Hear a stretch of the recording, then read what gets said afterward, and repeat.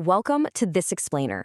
Today, we're diving into a fascinating and honestly kind of invisible psychological loop. It's about how our internal biases can literally manifest physical reality. I mean, have you ever wondered why some people absolutely thrive under your watch while others just inexplicably struggle? Well, let's unpack the hidden forces at play here. Okay, let's define the core concept right out of the gate. The Pygmalion Effect. It's the phenomenon where having higher expectations of someone directly results in their higher performance. Sounds almost like magic, right? Like simply hoping someone does well actually makes them do well. But as we'll see, there's a very grounded, step-by-step psychological mechanism making this whole thing happen. So this effect actually operates as a continuous, self-fulfilling circle. It all kicks off with step one, our internal beliefs about another person's abilities. Those invisible beliefs, they instantly leak out into step two, which is our actual physical actions and behaviors toward that person. Naturally, those actions are felt by them, leading to step three, it impacts their own beliefs about themselves. And finally, those newly formed self-beliefs trigger step four, their actions and behaviors toward us. And that neatly loops right back around to reinforce our very first thoughts. It just goes on and on. Part one, a tale of two players, the basketball coach hypothetical. To really see this loop in action, imagine you're a basketball coach. It's the very first day of practice, and you're evaluating your team. You meet two brand new players, Chris and Joe. The moment they walk onto the court, your brain just starts working unconsciously. You instantly form these baseline beliefs based on totally superficial details. Chris walks in, and for whatever reason, maybe his posture, his look, he reminds you of a famous, highly successful star player. So you immediately expect greatness. But then there's Joe. Joe, unfortunately, reminds you of a really annoying kid you knew back in high school. Without even realizing it, you've already decided what to expect from each of them, literally before they've even touched a basketball. Now, those initial, completely unconscious beliefs drastically influence your actions. When Chris steps onto the court, you smile. You're pumped to see him. When he plays, you actively push him to do better. Maybe invite him to stay an extra hour for practice. If he messes up, you patiently explain how to improve. You are fully investing in him. But your actions toward Joe? Entirely different. You hardly even notice he's there. Sure, you're glad if he scores, but you give him almost zero feedback. You certainly aren't staying late to train him, and when he makes a mistake, you just get visibly annoyed. Naturally, these completely different actions have a profound impact on their psychology and self-beliefs. The contrast is basically night and day. Chris feels incredibly appreciated. Because a person in authority believes in him, he begins to believe deeply in his own success. He feels valued. Joe, on the flip side, absorbs all your lack of patience. He feels completely unappreciated. He senses you don't believe in him, and as a direct result, he stops believing in his own potential for success. You've essentially completely drained his confidence. And this shift in self-belief directly causes their actions toward you and the rest of the team.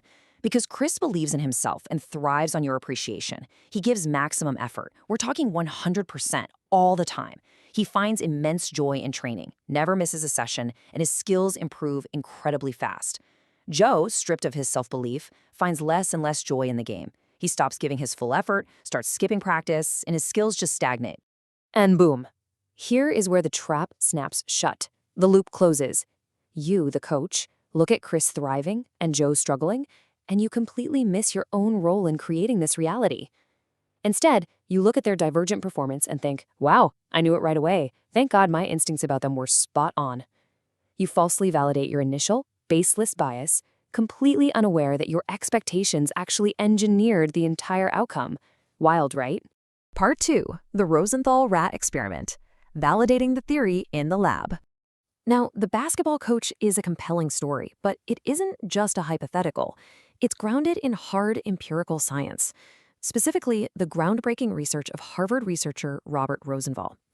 Rosenthal wanted to test this expectation loop in a controlled lab environment. So he challenged his test subjects to act as coaches, guiding rats through a complex maze. He divided the subjects and falsely manipulated their expectations. He told half of the handlers that they were getting smart rats, highly intelligent rodents, specifically bred and trained for maze running. He told the other half they were getting dumb, totally unremarkable rats. But here is the brilliant twist. All the rats were actually totally identical in intelligence. There were no genius rats and no dumb rats.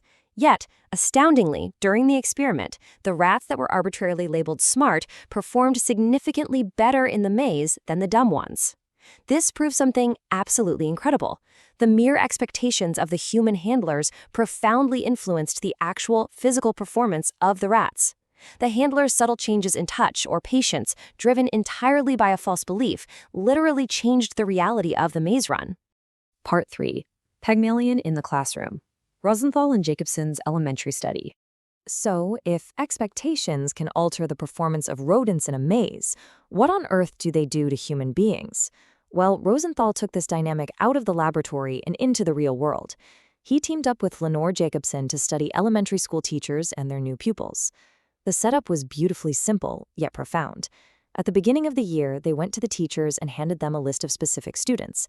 They falsely told the teachers that these pupils had been tested and shown to possess extraordinary talent and potential for the upcoming year.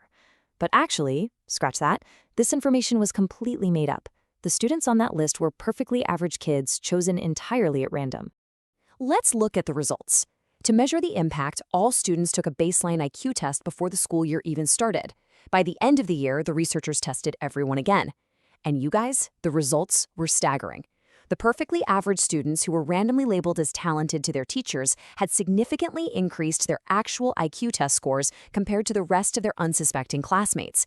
The teachers' heightened expectations, simply believing these kids were geniuses, changed how they interacted with them all year, effectively pulling higher intelligence right out of them. This brilliantly illustrates the core truth of this entire phenomenon. As Robert Rosenthal perfectly summarized it, when we expect certain behaviors of others, we are likely to act in ways that make the expected behavior more likely to occur. Our hidden expectations aren't just passive thoughts. They are active, shaping forces.